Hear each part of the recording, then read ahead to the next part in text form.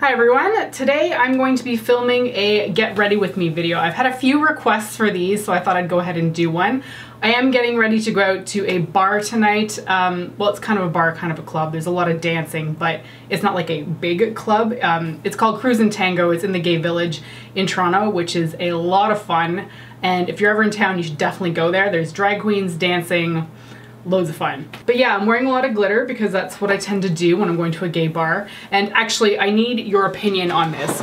What color do you think that this top is? Because for years, I have said that it is like a turquoise teal with silver glitter. And everyone I have ever met has corrected me and told me that it is gold. But frankly, I see more patina like my background than I do gold. So if you think it's silver, I want to hear in the comments down below. So has anybody been watching the Olympics? I decided to get back into it this year. Some of you may know that I used to figure skate when I was in my teens, and I did it competitively. Not super competitively, but competitively enough that I had a coach. I skated 4 days a week, and I would even get up at like 6 a.m. on Saturdays to go practice for 7 a.m. While I was in high school. So I kind of fell out of love with figure skating for quite a while in my 20s just because I'd done it so much. And then this year, for whatever reason, the Olympics really sparked me to get back into skating. And now I'm obsessed. Holy cow. I am watching all of the skating, except for the men's, because sorry guys, but the men's just really doesn't interest me that much. But it started off with a team event, which is a new thing to me because it didn't used to exist back in the day.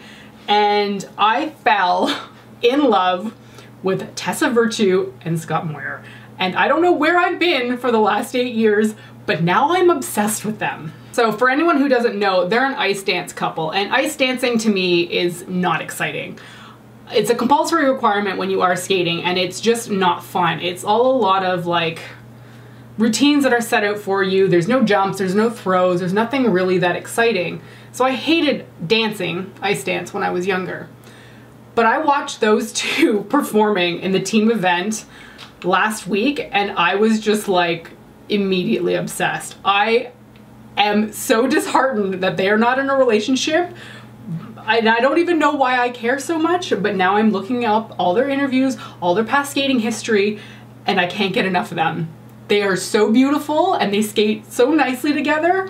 The ice dance section of the Olympics that is not part of the team event is tomorrow night as well as Monday night in North America, that is. It's a different time over in South Korea. But I can't wait. I have never been this excited for ice dance before in my life. I cannot wait to see them perform. And by the time this video goes up, they'll have already completed and potentially won the Olympics. But if they didn't win, I'm going to be exceptionally heartbroken. Watching them is like watching sex on ice. They are so sensual.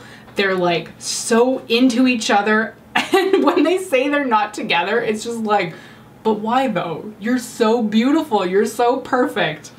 Anyway, I can't get enough of them. And it's only been like a week-long obsession, and I can't stop talking about them. I can't stop retweeting GIFs. I'm just like, I am there, guys. I am committed to their non-relationship. Okay, so to start out this, maybe I should talk about some makeup that I'm doing. So I've already primed, obviously, and I'm gonna go into one of my sleek palettes. I've labeled it on the top because they all look the same, but this is the Ultra Mattes version 2, and I'm just gonna take the purple shade in here and put that through my crease. I always go back to this sleek palette when I need colors that are dark but matte. And I'm mostly putting this here because I'm going to be playing off the Stila Liquid Glitter, which is in the shade Into the Blue. It's mostly blue, but there's a lot of purple reflect to it, and this is just going to pull out more of those purple colors. I actually wore this look to work the other day. Yes, I do that. I wear bright colors and dark colors and glitter to work, and I loved it. It was so pretty. Speaking of bright and dark colors, at work actually, I've always had this sort of opinion that people are just scared to wear bright and dark colors in the office, but they kind of like hide behind the fact that, oh, it's HR policy. I would be very surprised at how many HR policies actually dictate no bright eyeshadow color. I think mostly people are just uncomfortable with wearing color, and therefore they think that it's inappropriate at work. But I can assure you that I wear a ton of color at work, and I get compliments. I don't get people looking at me funny. Maybe not that I've seen, maybe it's behind my back, but more often than not, people are like, ooh, that's interesting. I think a lot of people are scared of color because they don't necessarily know how to wear it and how to get the colors to match.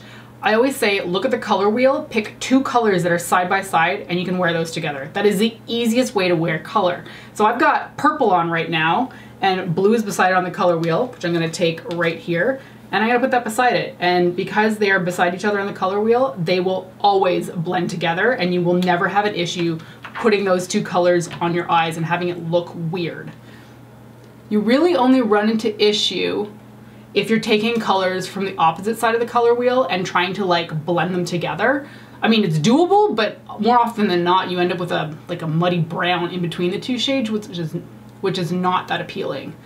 But see, like I'm barely doing anything, and the blue is going into the purple just fine. So I put out a call on Twitter and Instagram, which is a little bit scary when you're not a huge influencer. And I asked if anybody had any questions for me because I was gonna be filming this Get Ready With Me and I don't always know what to talk about during these things. And Sam, my lovely, lovely friend Sam, sent in 2 questions. So thank you so much, Sam, so I don't look so foolish. She's a YouTuber. I'm sure you all know her a lot more than you know me. I'll link her down below. She asked, what was your dream job growing up? Couldn't even tell you. I have no idea what I wanted to be. I think at one point I wanted to be a librarian because I spent so much time in the library. I figured that it was kind of inevitable that I would end up there. Not because I was studying, mind you, but because I loved reading fiction books. So I'm sure in there too I also wanted to be an author, but I never really wrote anything. I mean, I did short stories for class because that's what you're required to do. And she also asked, do you have any fears of things that aren't typically scary? And I think I first realized this fear in university. So as people, we kind of consider ourselves good at certain things, right? Doesn't matter what it is. But I have a fear of thinking that I am good at something and then discovering that I could potentially fail at it. I only first sort of realized that in university when I took a graphic design course. That was not part of my major, it was just an elect course. And I honestly almost ditched the course because I had this moment where I was just like, but what if somebody tells me that I suck? Like, I didn't want to have to deal with the baggage that came with thinking that I was good at something and then being told by somebody on the professional side that I was just garbage. I mean, in the end, I stayed with the course, but that was the first time that I've ever been like, I am scared of this. And honestly, I couldn't even tell you how the course ended up. I think I did well, but I don't really remember much of it. Before I go any further, I'm going to blend out the purple through my brow bone because that is looking like a super harsh line to me. I almost unfailingly take a MAC eyeshadow. This one is a Blanc Type, and put that on my brow bone. And that just helps blend out the edges. Sometimes, not always. I feel like sometimes I'm a little bit too heavy-handed with the crease color and then I can't blend it out with my brow bone shade. But this one's going okay. Oh, my friends are great. They're sending in questions. Julie asked, what's my favorite look I've ever created? And I think it was one I called like mermaid eyes or something or other. It's mostly a teal sort of eye that fades into a purple, and it's just one of those looks I go back to all the time that feels very me. I did do a tutorial on it. I don't think it got a ton of views, but I'll link it down below because that's absolutely my favorite look that I've ever created. So now for the fun part on the lids, I'm going to take the Into the Blue Stila liquid glitter and put that all over my lids. I found that it works better if I've already put my outer corner colors on because I've done it the opposite way before. I put the lid color on and then the outer corner colors, and it's like the powder sticks too much to the glitter and then you get some like dark speckles. It doesn't look great when I do that, so this seems to be the better method. And this stuff is beautiful. Just look at that. And really, I find that this applicator works perfectly fine to spread it around and blend it out, which is ridiculous. I never thought that this applicator would be good at anything. So Julie also asked, what was one product that I thought was going to be hot garbage and then turned out to not be?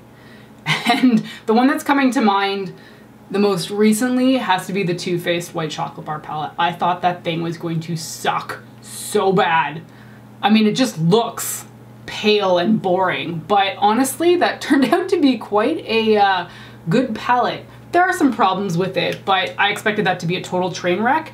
And in the end, I ended up bringing it with me to LA on vacation, which is not something that I ever thought I would do with that kind of palette, but hey, I really did enjoy it.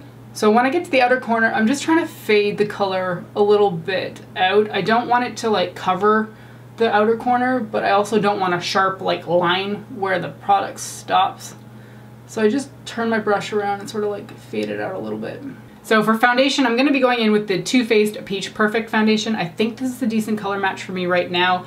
I would normally go in with my current favorite, which is the Shiseido Synchro Skin, but I've used up a whole bottle of it. And while I have another bottle that's waiting to go, I kind of feel like I need to use up some other products that I have. So Too Faced Peach Perfect it is. And this one's great because it's transfer proof. Seriously, it's so rare to get a foundation that's actually transfer proof. And that's kind of what I want when I'm going to somewhere where I'm going to be sweaty and hot. Yeah, that matches my neck, which is good. That's what I want.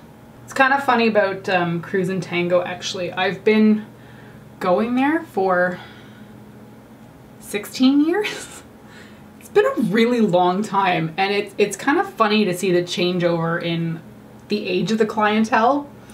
Because like I'm 35 now and I started going when I was 19. So as you can imagine, there's still people going that are 19 years old and I am quite a bit different in age from them. It doesn't bother me, but it kind of makes me laugh / smile at the same time because I'm like, oh, I remember what that used to feel like. So it is in the gay village, but honestly, it's kind of funny actually. It's gone, I'd say, quite a bit more straight over the years. It doesn't matter what sexuality you are if you go there. But I've noticed quite a difference between when I was like 20 years old and now in my 30s. I feel like there's so many more straight couples that go there, which may or may not make you feel more comfortable depending on your sexuality, but it's always been a very welcoming bar club place to go to. And they have great drag queens. I'm gonna powder next, which is not something that's normally in my routine, but I am trying my damnedest to use up this Hourglass Ethereal Light Powder. I'm getting there, but I'm not quite there yet. I just want to finish this sucker. I have no allegiances to powder. I don't even care about it. I don't feel like it adds anything to my face makeup, but I want to finish this thing because I bought it and it was expensive. So I want to feel like I got my money's worth out of it. I think they're like $55. Like, oh. I don't like spending money on complexion products because I feel like they're not interesting just because there's no color to them. Like it's white. Ugh.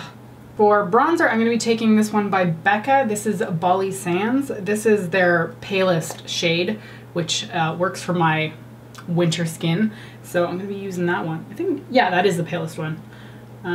So Julie also asked, what video or post are you the most proud of? And honestly, I've been sitting here trying to think about one because after a while you've done so much that it can be hard to remember what you've done. Because I mean, really, I think I've done like over 200 videos. I'm close to 1,000 posts on my blog.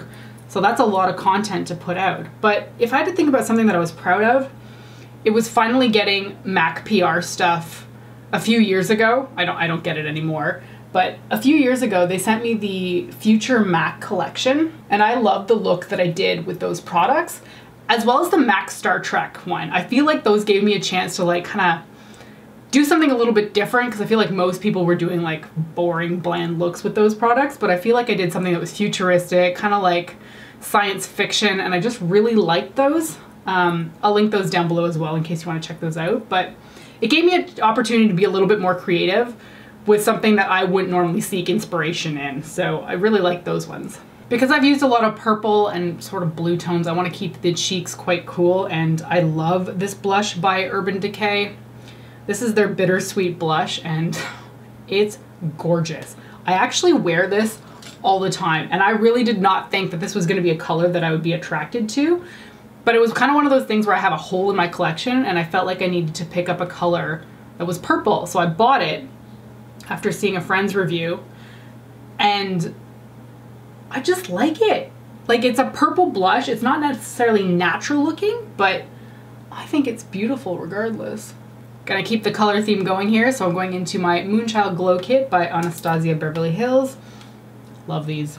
Love these so much. I don't really know which shade I want to wear though. Let's just go for the more strong purple color. I was debating between blue or purple, but let's see how this goes. Yeah, I like this. It's kind of got an ultraviolet hue to it, so it does look a little bit more blue compared to especially the eyeshadow. Oh, pretty. I love colored highlighter. I saw somebody recently post on Twitter that they were sick of seeing unwearable highlighter colors, and I was hurt. No, I want to see all of these colors. Anything that is like this, more. Give me more. I'm sick of champagne. It looks quite pretty, but my God, is it ever boring. Okay, so at this point I'm done with the face, so this is when I go back to the eyes. I should have done my eyeliner before, but I didn't, so now I'm gonna do it, which annoys me because now I gotta put my hands on my face in order to rest my fingers so I can draw a straight line.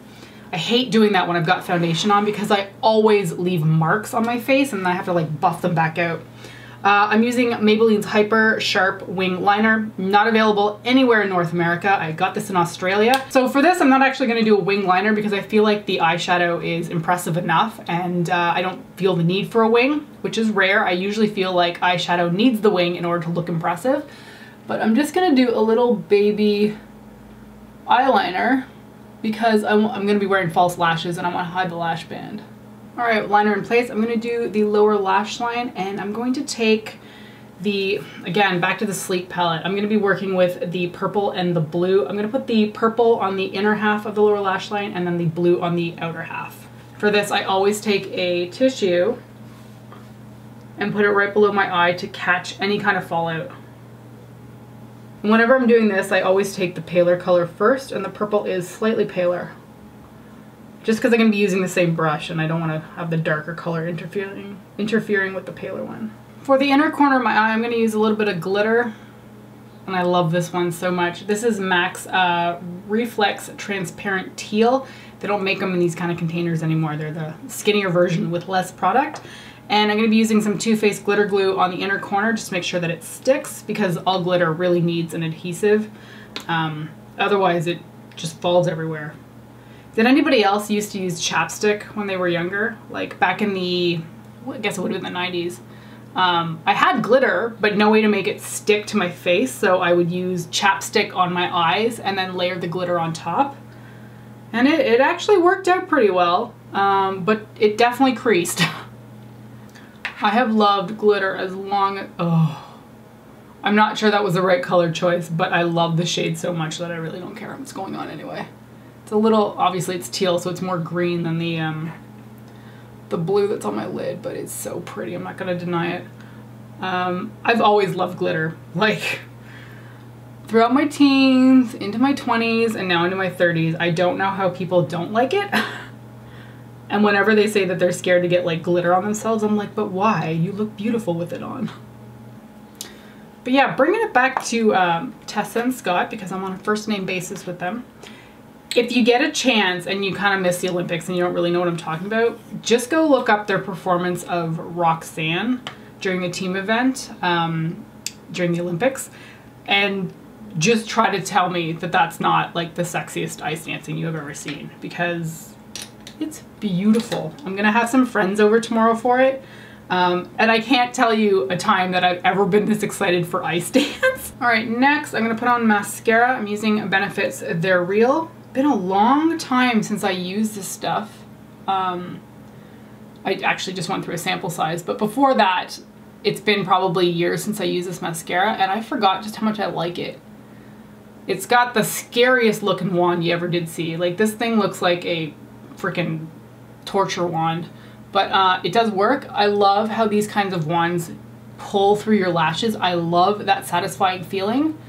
And this one definitely delivers. There's volume, length, and it definitely separates too, which is great. I hate when you get a clumpy looking mascara look. It's not for me. So I don't actually have any vacations planned outside of North America this year, and it's driving me bananas.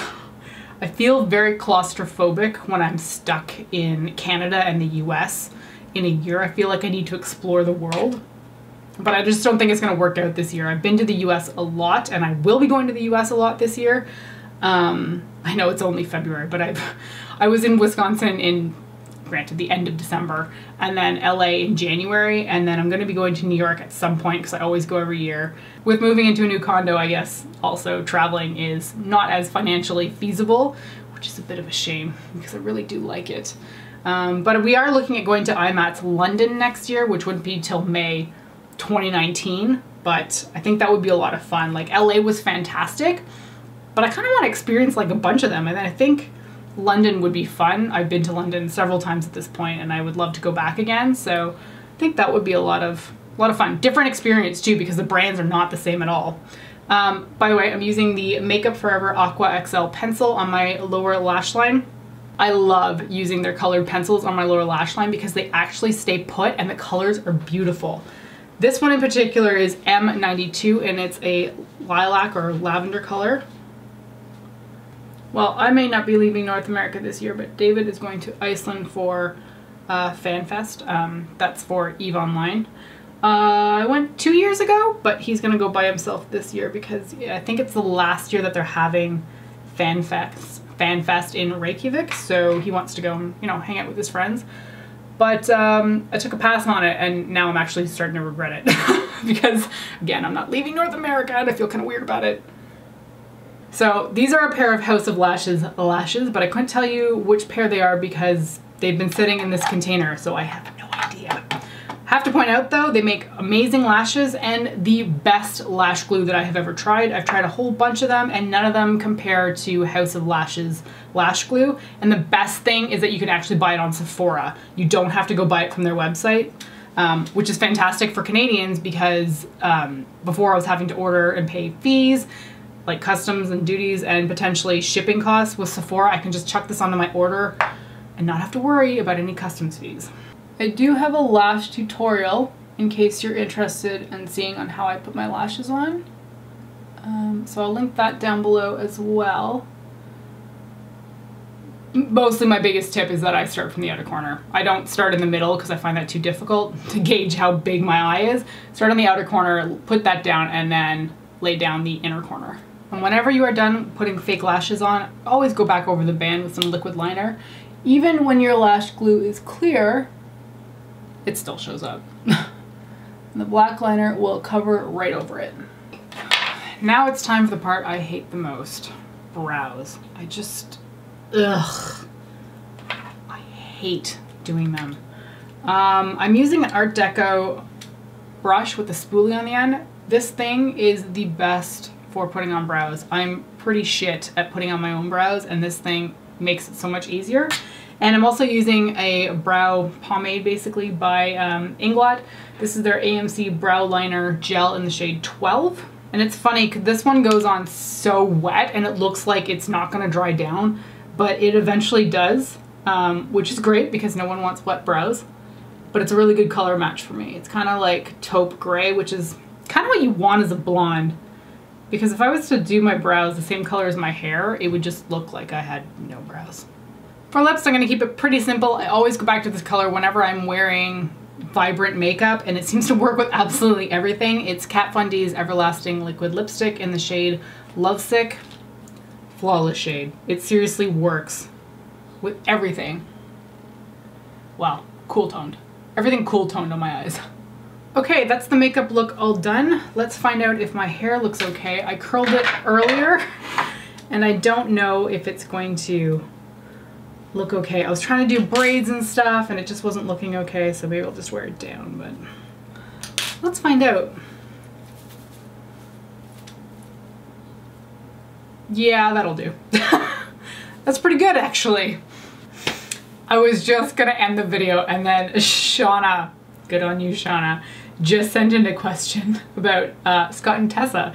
And she said, is your obsession with Scott and Tessa now at its peak? And girl, I don't think I can get more obsessive at this point because it's gotten a little bit too far. So I am deeply invested in their platonic relationship, but I don't think I want to become more obsessive because that would hit a very, very scary territory.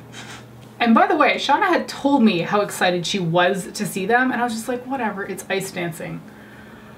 I am so invested now. I understand, Shauna. I understand why you think that they are so fabulous. Anyway, that's gonna be it for this video. Thanks for joining me as I get ready to go to a bar tonight. I'm gonna head out the door. I'm gonna head to Julie's place. She's also a blogger. I will link her down below in case you want to check out her content. And I will catch you in my next one. Bye.